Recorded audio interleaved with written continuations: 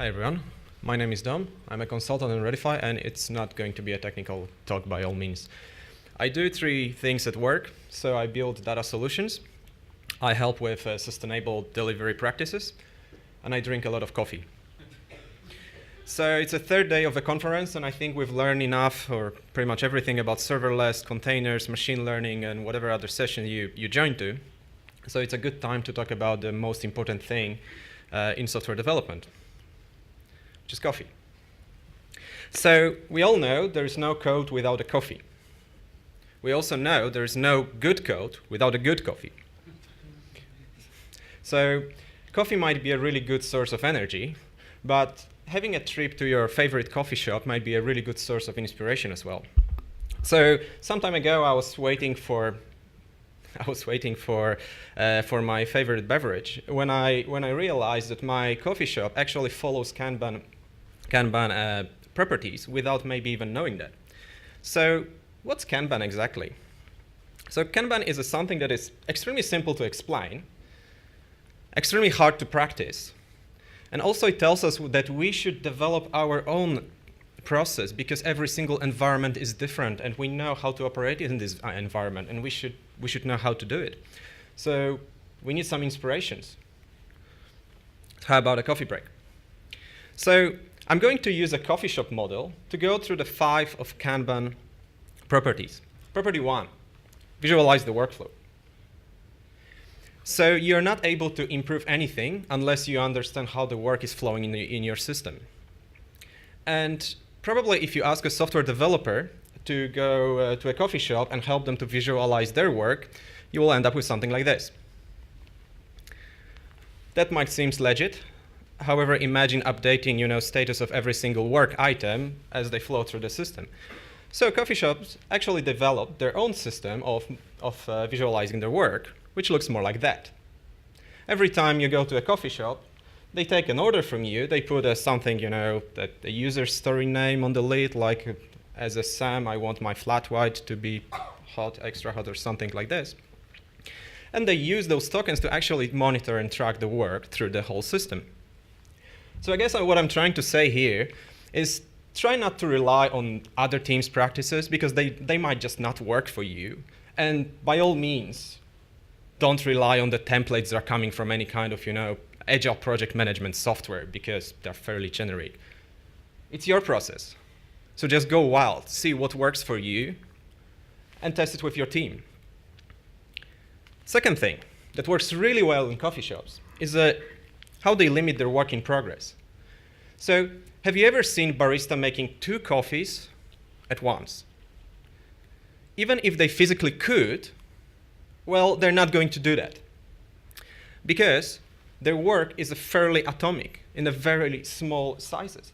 And keeping work like this actually makes the process more predictable. I know exactly how long I'm going to wait for a coffee in my favorite coffee shop. They're not going to deviate because they have a massive order coming. Well, actually, I can see by the by the number of leads or by the number of people waiting for coffee. And if I can predict how long things take, I can measure it. And process predictability is a measure of process maturity. How actually, when the orders are coming to coffee shop, how they manage the workflow. And it's something that is very common with our environments as well. So our work is it's very rarely, evenly distributed through all the roles and responsibilities. We have a little bit more of testing, a little bit more of development, a little bit more of design, a little bit more of UX. And same things might happen in your coffee shop. So what's the answer to this problem? Cross-functional and self-organizing teams. So even though you might see a person being more often at the one station than the other, they very quickly adapt to the situation, regardless if you have many people you're ordering 1 coffee each that actually might put some more load on ordering and payment systems, or 1 person ordering 20 coffees because they have a conference in the room upstairs, which actually puts more load on a different part of the system. So they're really adapting really nice to those situations, but also there is one important key component to how they operate. They always pull the work. There is no micromanagement there. There is a strong assumption that everyone knows what they're doing and how to perform their work. So when you put an order in a coffee shop, you actually, all the leads, all the orders, or however they track those tickets in the system, they form a FIFO queue, right? And every barista who brews a coffee or froths a milk actually takes from the top of the queue, performs the whole task, and gives it to the next step. And funny thing that happens over there is that they don't drop work in the middle because there are customers waiting with more orders and more money. Because if they did something like this, well, coffee goes cold, they have to redo. So instead of actually getting more outcome from their system, they start to generate more waste. And they're very strong advisors of, let's finish something before we start next thing.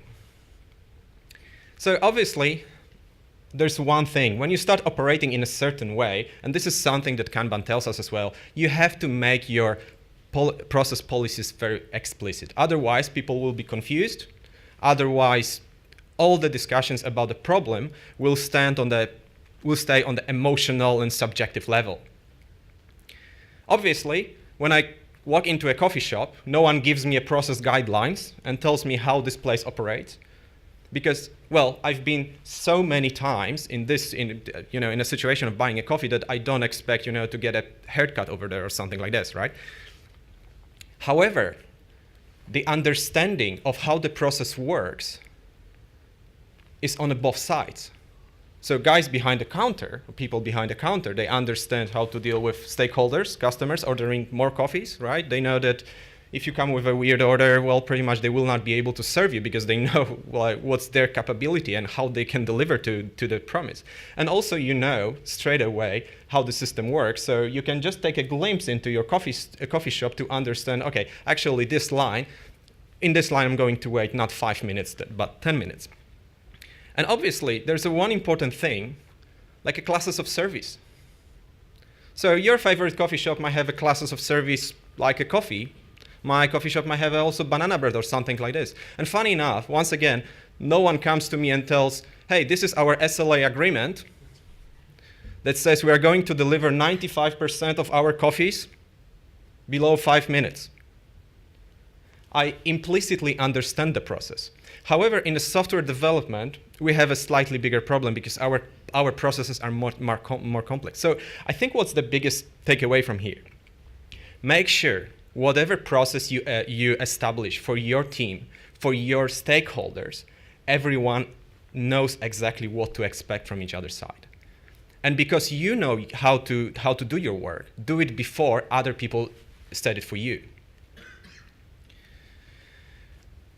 And to me, the most important thing, what makes the difference between a good coffee shop and the coffee shop that makes you feel a little bit like home? When they call you by name without, when you show up, when they know exactly what's your order, it's because they develop two things, relationship and leadership. They develop relationship between each other, and funny enough, you won't find managers or very strong leaders in these groups. There's just a bunch of people very dedicated and very passionate to serve you a coffee. Simple as that. And once you have this relationship with each other, once you can start building relationship with your stakeholders and your customers, you start building trust. And when you have a trust, you can start experimenting with new things. You can get more feedback from your customers. You can actually ask them straight away, hey, can you frankly tell me if this works for you or not, right?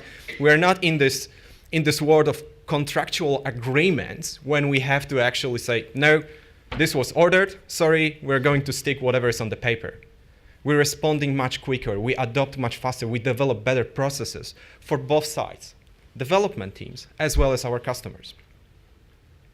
So I guess what I was trying to say is the inspirations on how we can improve our processes might come from very unexpected places. It might be a coffee shop or some places you're going frequently.